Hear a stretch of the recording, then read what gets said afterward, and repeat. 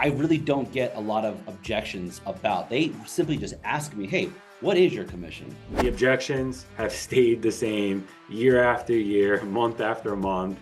The Yep. objections are not going to change. And basically, when you practice this and you role play this, you're going to remove the fear about the objection of what they say. Because guess what? You don't have to handle that objection anymore, because what it usually comes down to is always time and money.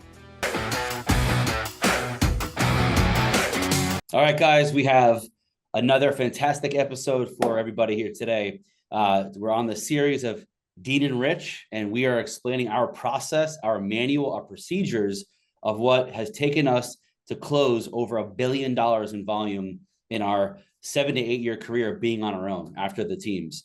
So with all that being said, we're going to get right into it. Today's topic is handling objections. So Rich, I'm excited about this one. How do you feel about this one? I'm super excited because handle objections is the key, in my opinion, for us to be able to generate massive amount of business. So I'm excited to talk about this one today, Dean. Yeah, man. I mean, and the first point here is objections are nothing more than a question that remains unanswered in the mind of a customer. Just always remember that, guys. You know what I mean? If you answer their questions and ask another question that leads towards an appointment or a contract signed, that will start to get the ball rolling. And if you notice, the top salespeople are always asking questions, right? This isn't a like talk, this whole like gift of gab like mentality that was maybe back in the day.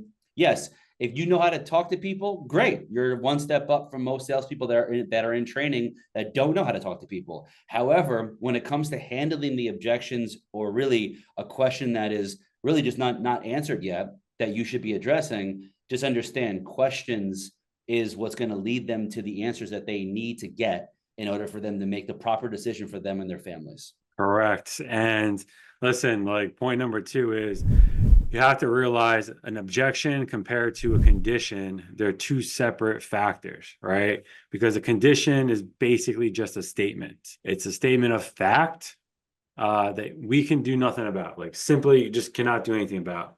In this situation, all you can determine is when the condition can be removed and determine when we can help them. So a condition could be like, hey, I'm retiring at the end of 2026, right? So then their motivation is not there to move, right? So it's a condition, but it's down the road. So you have to be able to see through, like, hey, is this a future follow-up? Or is this an actual objection that you're going to handle, that you have to handle? So just remember, you have to really listen to make sure that if it's a condition that you can help later on, or if it's somebody you're just going to trash and move on. Yeah, and that's a great point. And so, Rich, I'm just going to say a quick story on this because I think it's pretty funny that we were prospecting earlier in the year, and I had so it was someone from Hoboken, and it was a building that we just sold a deal in. I happened to call this guy. He had said to me basically, he was like, "Look, he's like, I'm having a new baby coming through, right? In this was in April, and so this was his first child." And so if anything I know about children is that, I mean, the reality is that you're not doing anything for the next 3 months after you have a child. It's just guaranteed. Like no big decisions like selling a house, selling a property. It's just not going to happen. But he was hell bent on telling me, hey, call me back like a couple of weeks after the baby comes and I'll do something. But I knew better because of just, life experience.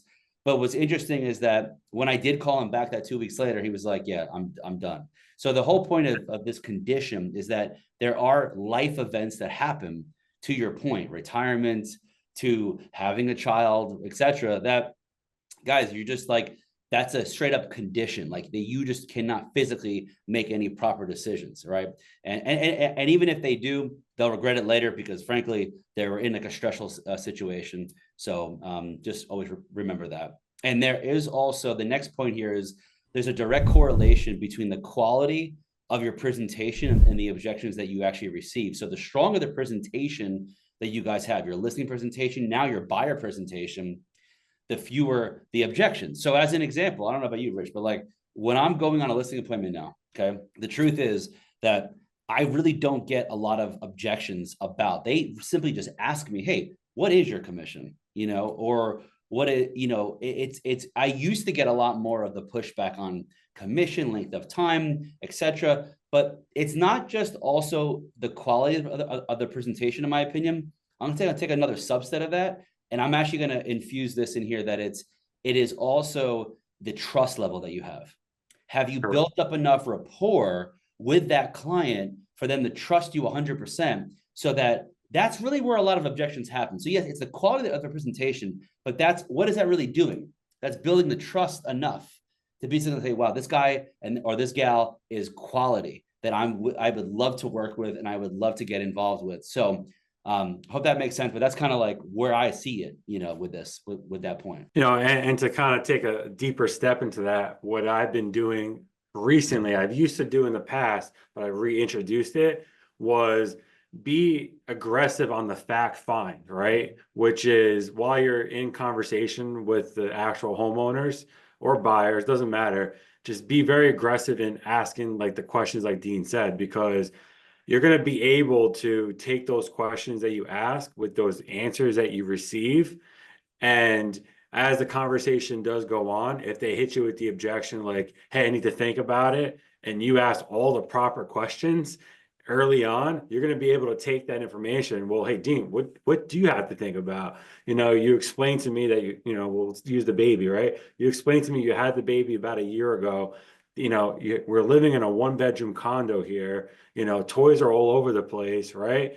And it sounds like you need to kind of downgrade because we're a little bit in a financial distress, right? Like, you take the information that they give you and be able to go. So don't overlook the fact find of the whole entire conversation, because that's kind of the nucleus of the way you're going to handle the objection later on, if you do get one. And the next point is, just remember, in the real estate industry, in most industries, guess what, guys? The objections have stayed the same year after year, month after month. The objections are not going to change. So what we have to do is we have to know the objection that we potentially are going to get in advance, right? And how you're going to overcome these. If you're not good at it, you're either going to have to role play with another partner. You either have to role play this into a mirror, or you're going to have to write down different opportunities, different ways to go through these objections, and you have to just role play with yourself. But we have to start to remember the common objections. I'm not interested, right? If it's an expire, we're going to do this after holidays right now. We're going to do this after the holidays. Like, you have to be able to give your rebuttals and say, oh no, I got you. This is what we're going to do. And basically, when you practice this and you role play this, you're going to remove the fear about the objection of what they say, because you don't want to be taken off. You got to remember, like, when you're going into a conversation, you got to remember, like, they need you, right? And you have to keep that mindset that they need you. It's not really the other way around, right? You're going to be able to come to them. So like, if you walk up to the house and they can sense fear, just like a dog, right? Like, a dog can sense fear. They're most likely going to either be all on you or they're going to bite you, right? Because of the fearfulness. So like, when you're walking up, a seller can feel like, hey, they're not confident. They have some fear. So like, just go through the objections and drill them into your head. There's only like 4 or 5. It's not going to take that long, and just on repeat, just practice this out. Yeah. And so it's funny because like we just had our weekly sales meeting, and we're all sitting down, we're sharing our wins with the team. And it's funny, Rich, that like one of the things that came up was, hey, Dean, how would you handle this situation? They had explained what it looked like. And we basically came down to it that it only takes one line, right? That like, it was the same, hey, what, this agent is saying I can do it for less. And it was them, what do I say in that moment? And she didn't know how to handle it. And literally, because like what Rich, you just said, we've been practicing for years. It's embedded in us. I knew exactly how to combat that. And of course, I gave her the response. I said, if that agent cannot negotiate their own worth, assuming they're a full service agent like myself and not a discount person like Redfin or something, then how are they going to protect your equity when it comes time when the real offers come in from the buyer pool. And so, but like, and she said that and she got the listing. So it's just funny how it just doesn't, it's like these little tweaks, and it's just literally the one line. You can lose it or win it just based on one question, one line. And so just know them, just like get them embedded into your system, like you were saying, Rich. And and this is the next point here, honestly, is probably like my favorite.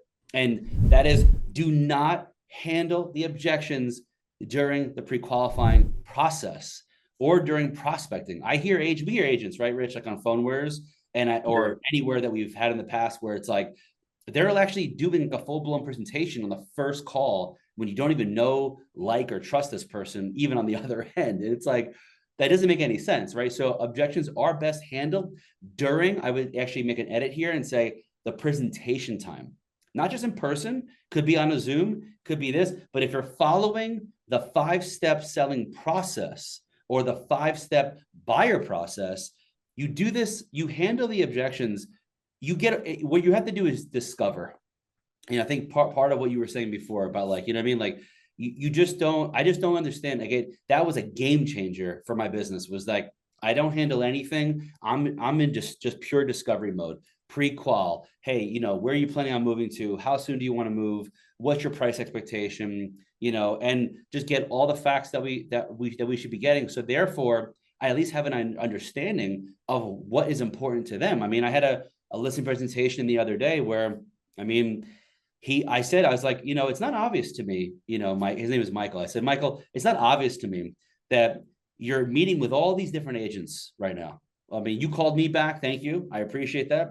But like, you're meeting with all these different agents, right? Yet you're telling me up front, because part of my presentation is getting people to speak to you, is that you literally like the agent you had before. So why are we talking? Basically was my question, right? And so he gave me what really mattered to him. And so I literally just focused my conversation. So I kind of did like a little mini pre-qual to then go right into presenting what makes us great at the Dean Clark Group. That's the key right there, right? Like, what, guys, if you didn't really hear what Dean's saying, he's putting his own twist into that, right? And he's allowing, what we all forget to do is allowing the client to actually speak, right? We've said this time after time, like, we're always thinking about, what are we going to say next? How are we going to handle this next? But Dean's smart. He had the objections already before he walked through the door.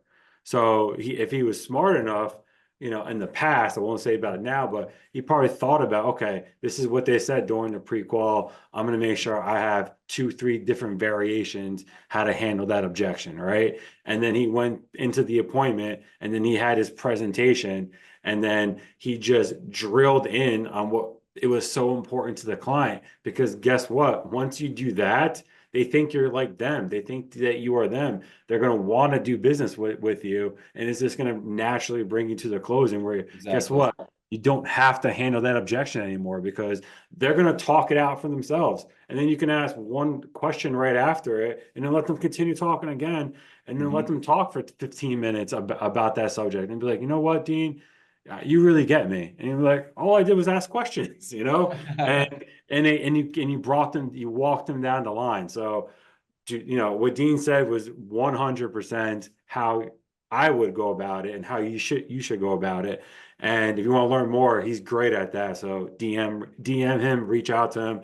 Doesn't matter. He'll be happy to help you out. My next point on here, I actually kind of said it right here, is, look, we have the objections, like I said before, right?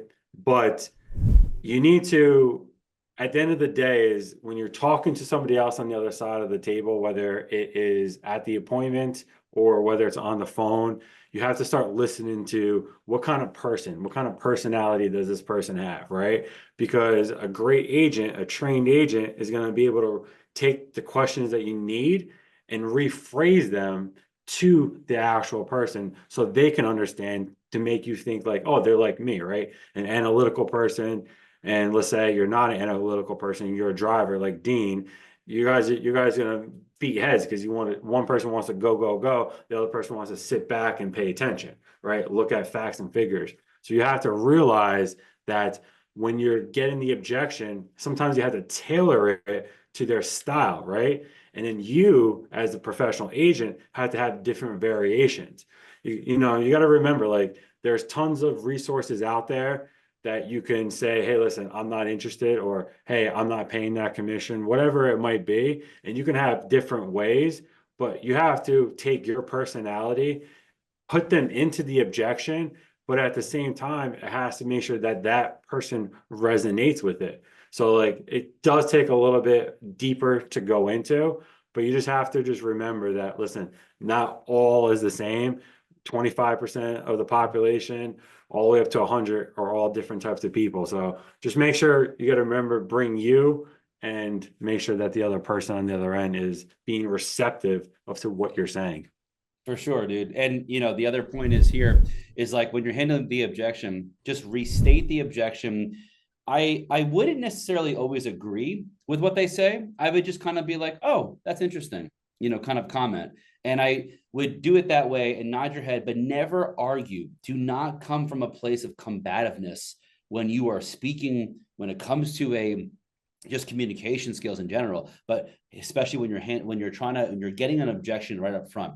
Hey, what is your commission, Rich? Right? Or, you know, hey, I don't want to sign for longer than, you know, a month contract, or I want to price it here. You know, why should I price it here? Right? Yeah, So, yeah, you know, yeah. there's and so you're listening and be like, all right, I got you. So that's pretty interesting that you say that. So let me ask you this, and then you go to another question. So it kind of like goes into this whole mantra that we have, though, too, Rich. I think we talked about this on our team meetings, which is the ARP method. If you guys don't know what the ARP method is, it's acknowledge, response, and pivot. So you're always acknowledging what they're saying. So if Rich says, hey, listen, I want you guys to practice. So gotcha, Rich. You want us to practice? I can see how that makes sense, you know, for sure. So, but so let me ask you, how would you practice, right? Or see how I just like handle it, just acknowledge, response, and pivot. You're constantly trying to move the conversation forward in a certain direction, because a lot of what people say, these are just knee-jerk reactions. Like they haven't really thought through usually exactly what to say 100%. Like they have their own scripts in their head because there's like certain things you just have to just know. But what it usually comes down to is always time and money. So as long Mhm. as you guys can get those two things like in your brain to be like, all right, people only care about, including us, is time and money. Am I going to save time with working with this guy? Because he's not going to give me a hard time. He's flexible with like how he speaks and everything. And then is this going to actually make me a lot more money based on track record, based on past evidence? And one of the best lines I use, you know, is I'm bringing it back actually now too, Rich, which is, you know, do you believe that past evidence is a good indicator for future results? And then boom, ask the question, well, let's meet in person tomorrow at 5 o'clock so that I can get you what you want in the time that you want. Right. So like these like little bridges to these conversations, but that's why you never want to combat like when they say something. Let them say something. You wouldn't do that to children either. It's the same idea. Yeah, it's funny that you say that about the children aspect, because Dean actually said recently, I don't remember when, but he was like, "Hey, listen, like when we're working with our prospects or we're working with our clients, we have to basically talk to them like they're 2-year-olds." Yeah. And it's funny that he said that. It's because some of this language that we're saying, some of these words that we're saying, like we automatically assume that they know what it is that we're talking about. And sometimes they just have zero idea. And if they're going through this whole presentation and there's questions that they're formulating, they're gonna hit you with, I have to think about it. It's also because of some of the word tracks that you're using, right? Some of the things that you're saying. So it's funny that he says bring it back down to a two-year-old can understand it. And it's actually personally helped me out on getting on more appointments over the phone, which is ironic. Um, so the next point that we have right here, which is this is my personal favorite, and why I say it's my favorite is I just reintroduced this back within the last 6 months of my business. And I used to do this a while, and then I went kind of more to the strict, like, hey, listen, these are the questions. I need an answer. And hey, do you like it? Yes or no? Hand no objection, sign a contract. And that worked well for me, but I'm finding this portion work a lot better. So is when you're at the house, you're on the appointments, right? You have to kind of use your emotions while you're speaking to these clients, right? You have to be with your hands, with your eyes. You got to smile with your eyes. You got to smile. You got to nod, right? You got to be able to present to the clients, right? While we're handling the objections, right? We're also going to handle with logic. But the key is what I added in here to make them easier to understand. What I've been doing is third-party stories, right? In my career, I have pretty much a story for everything that they're going to say. So I'm very good at taking the analogies of what people are saying to me and just reusing it back to them to make them understand. So one thing that I've been using is about pricing. They don't technically sometimes agree with the pricing, but I know I just walked the house and it was in the master bedroom, and I walked into their closet and I saw every bag in the world that was there. And I caught wind of it. So then obviously that's the wife. So then when I'm sitting there, I was like, it was actually the wife that it was like, no, I want to price it high and that's what I want. And I sat there and I was like, well, if you walk into, I saw that you had a Louis Vuitton. I was like, well, if you walked into a Louis Vuitton, do you think there's any sales going on there? She's like, well, no, that's the main store. And then I was like, all right, but I was like, well, if you walk into Neiman Marcus, if you walk into Bloomingdale's, you walk into Saks Fifth Ave, I was like, they typically sometimes have all different prices, no matter what store you go to, for that same identical bag. She's like, yeah. And I was like, okay, well, think about this. Find that same exact bag with a slight little twist on it because they changed, let's say, the stitching on it. And now you walk into the outlet mall and all of a sudden you see that same bag for 50% off. Are you going to buy that bag, or are you going to say, no, I'd rather pay more for the bag? And she just literally understood exactly what I said because I related it to what I thought that she liked.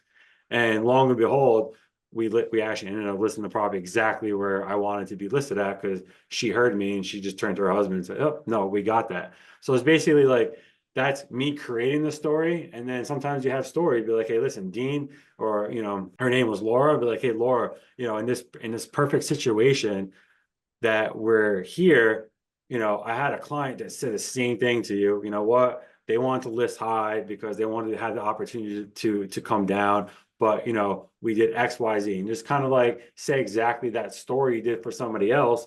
And you can say like, let's say you have no idea what they like. You can use the backstory, use a car story, but whatever. Third party storytelling, because it's not you specifically saying it. You're using the story to get what you want at the end of it. And at the very end, you'll be like, well, does that make sense, Dean? Yeah, it makes complete sense. Well, this is where I would suggest to list the price. Any other questions? Nope, I got it. And then you can move on.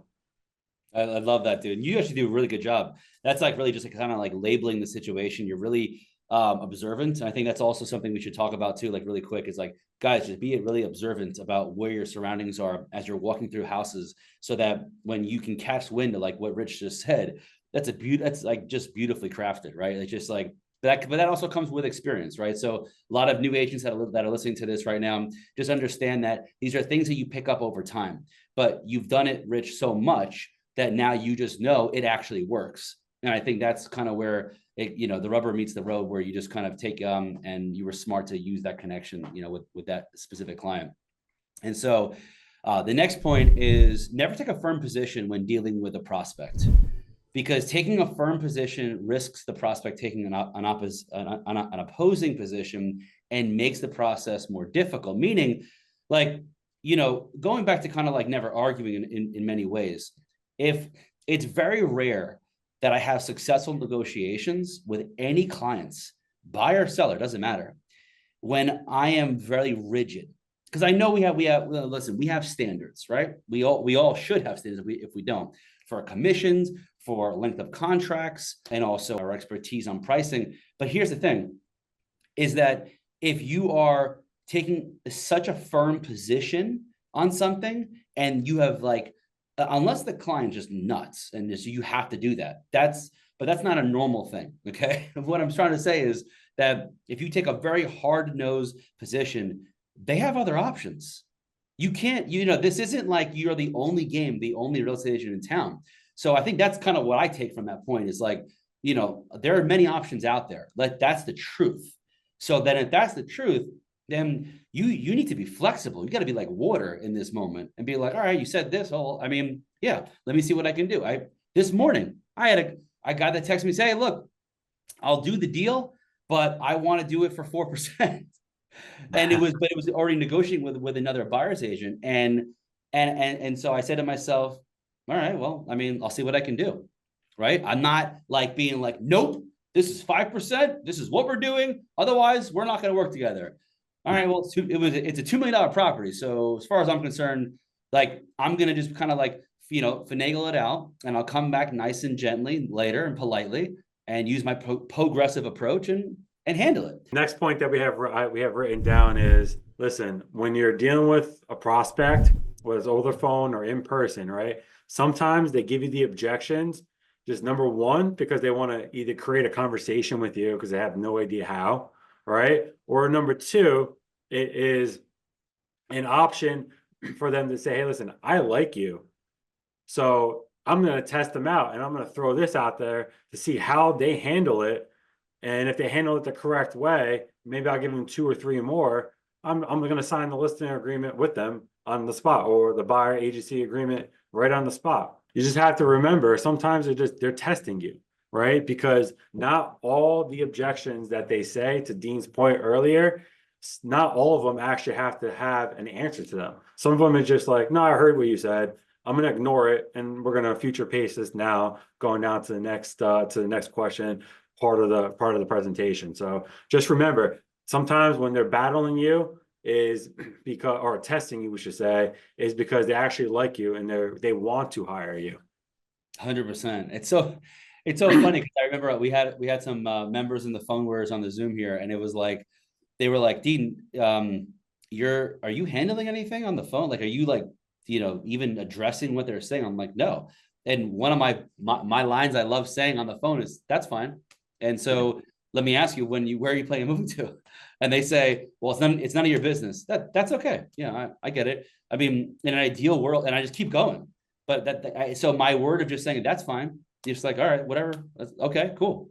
You know what I mean? Like when you have that response, people in general, like the whole thing is like, I think like there's a lot of different points here, but the one thing I think there's a theme here, Rich, if you notice, is that like we are living in a world where you do not have all the cards anymore. You are no longer the authority of information. Mm-hmm. So what is the proper way of handling any objection or sales in general? To me, it's disarmament. You have to disarm them so that you can build that trust and rapport as fast as possible. So when I'm just saying like, hey, that's fine, Rich, I mean, you're entitled to your opinion about that 100%, like all good. I mean, I saw it was in the market for X number of days. How is your activity level? And you don't even know. I just did that. Like I just got off of that. And so it's like, you can't help it. But like, there are moments where you'll know over time based on the responses that you get that, yeah, like there's no, if you just act like water and you're just like, oh yeah, all right, sure. It's like a jujitsu. It's like whatever. Just gotta, you take what's coming to you, you kind of like position it, observe it for a quick second, and then just kind of flip it and go the other direction. So that's correct. And like you said, you basically have to, like, you hear it, but sometimes it's like you just have to dig and dig and dig to find out what is the real true objection here.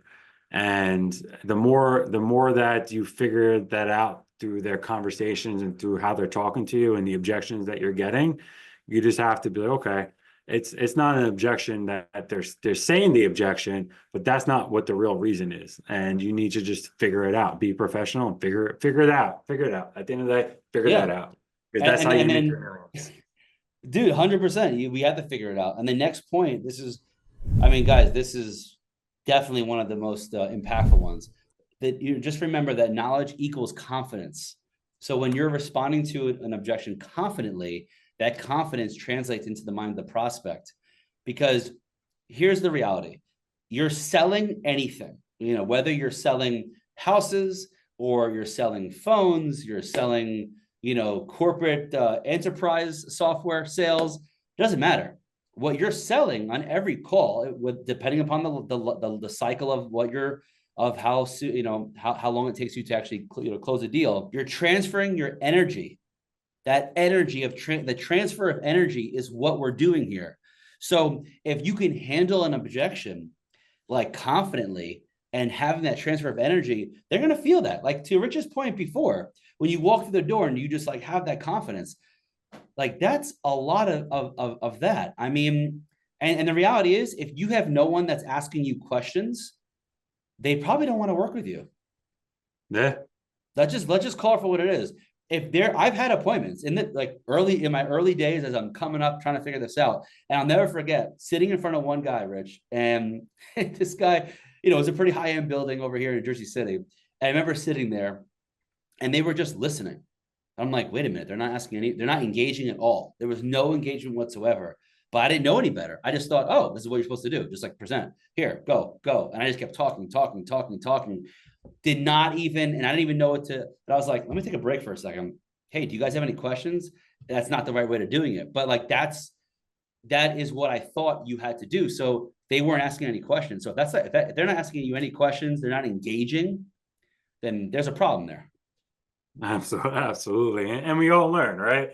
Listen, you're gonna pay attention to your first listen appointment if you've never been on one. If you've been on 10 in a row and you haven't got one signed, you're gonna start thinking about what have you been doing and how can you change what you've been doing to hopefully get contracts signed, right? So to Dean's point is, I'm sure he's never did that ever again. And if he did do it a second time, he learned after that time and probably never had a history repeat itself It on takes that me a one. while to learn, Rich. All right. I'm not as smart as you.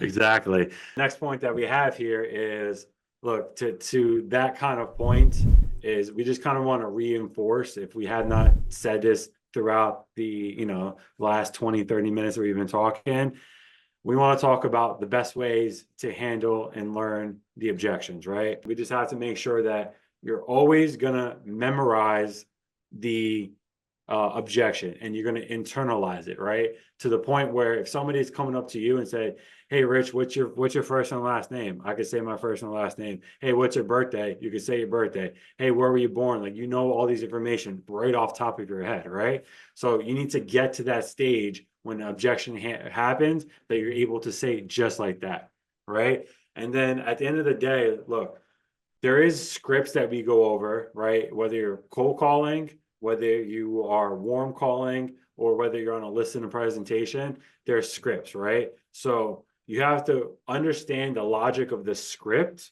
right? And what the script is supposed to be doing for you and how the script walks you through the process, right? And at the end of the day, once again, you have to kind of internalize that because there's typically five, if we're making a cold call, there's like five parts, right? It's like you have your introduction, and then when you have your introduction, you're gonna have like your fact find, your question that you're gonna get to, and then you're gonna have to be able to, okay, now we have all this information. I'm gonna package this up and pretty much ask for the appointment, and then you're gonna close for the appointment, right? Natural ending to that, right? But if you skip over a particular part, like if you just walk in and say, hey guys, love the house, here's the contract signed right here, most likely not going to get that signed, right? So you have to remember throughout the process where you are, because if they skip over a particular part and they just want to kind of rush you out, well, you got to remember, like, no, let's slow this down. Like, no, we're going to go at my speed. We'll let them think they're in control, but then you take that in control part, and eventually at some point in time, you're going to go right back to the beginning and be like, all right, this is where we skipped over. So let's go back over here, and then we'll naturally go through the progression over here. Next point that we wrote right here is the client will believe you and believe what you're saying, right? So the way you believe that is by consistent role play, consistent role play, consistent role play. And if I did not say it, it's by role playing. Right? And role play is very loose. You can role play to your phone, right? You can role play recording yourself. You can role play standing in front of the mirror. You can role play by using an actual human. Whatever you're going to do not role play it on your actual client when you're sitting in front of them. If that's what you do, then you're going to learn like Dean after the 15th time that he sat there and said, hey, do you have any questions? And realize that they were kicking them out, right? Exactly. And then the last part is know that what is true and factual, they will believe, right? So if you can just make sure that you make true statements and factual statements, it's always going to be a lot better if you just don't have any confidence. You're like, well, I think we can do this, or I think we can do that, or it's worked for me. Let's try this. right? Be factual and be straight to the point.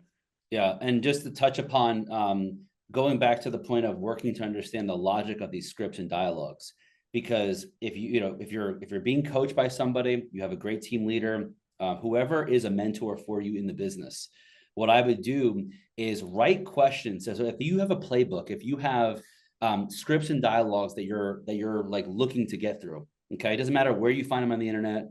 Hopefully, you're with a great team and they have this for you. And what I would do, this is what I did too, is I had like sub questions about, hey, why would you ask it this way? Hey, why would you do it? You want to have feedback to give to your mentor, because if you don't have feedback on why you're saying something, I needed to know why. I'm a big why guy. I had one coach that was like, stop asking why all the time. But that was just me. I needed to have context on why were we taking the conversation a certain direction? Why are we doing this? And I really believe, Rich, that if it wasn't for me to question so much of why we were saying something in a certain way, I don't know if I would be this obsessed about these skills and the communication that we have in this business, because now I know why we say everything. So it's just interesting how when I hear people say, well, this doesn't feel right for me. Well, that's because you really haven't dived into the reasons why you're saying it. And I would really understand that logic there. And also going to the other point about knowing what is true. I mean, if there's anything I can share with you guys that I'm still doing currently right now, and Rich is, I know, believe is doing this is the same, is that, I know my market inside and out for the most part, but there's always nuances that happen when you're on an appointment. And the nuances are usually designed to say, hey, well, what about my sale? The guy that sold down the block. And you're like, I don't have that in my comps. Like, what am I, So take the time to really look through, and we have a whole process around this, how to look through the right CMA information, or even for a buyer, knowing what a buyer can potentially say. So there's got to be something that you got to have some sort of say, like, you know what, this prospect, this client is going to say X, Y, and Z, most likely based on what our conversation on the pre-call was. So therefore, I'm going to be completely prepared with that information. And I still take 20, 30 minutes sometimes to prepare comps. Like you just have to do what you have to do, because I want to be so prepared. And the feedback I get now, Rich, is, wow, Dean, that was really thorough. I get that word thorough more than I've ever had in my career. In the last year and a half, I transitioned my presentation to a certain way. And now they're like, holy crap, like you actually know this market. You actually are true. Like this, you can't say anything about you can't say I don't know the market. But I'm still doing the research, on that point. And so as we finish up this session, guys, and thanks for listening on this, and just remember the rules for handling the objections.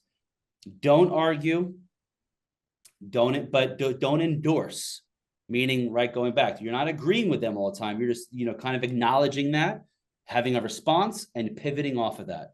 Make sure you're smiling all the time, having good energy. You ask a ton of questions. Listen carefully to their answers. Listen. Did I say listen? You got to listen. If you're not a good listener, it's going to be very hard for you to be a great salesperson. Answer the objection if necessary, and keep moving the presentation forward. Your job as a professional salesperson, I love this point. This is the great way to end this whole session. Your job is to keep the ball moving down the court, or keep the ball moving to the end zone. That is your job. If you're getting caught up on the 50-yard line because you can't get past a certain blockade, well, that's on you. You have to figure that out. And if we can't get through, then maybe you got to push them to the side and keep on going to find somebody else. You see? So this whole prospecting, lead follow-up, presenting and closing, and handling the objections, if you notice, guys, it's all a wheel.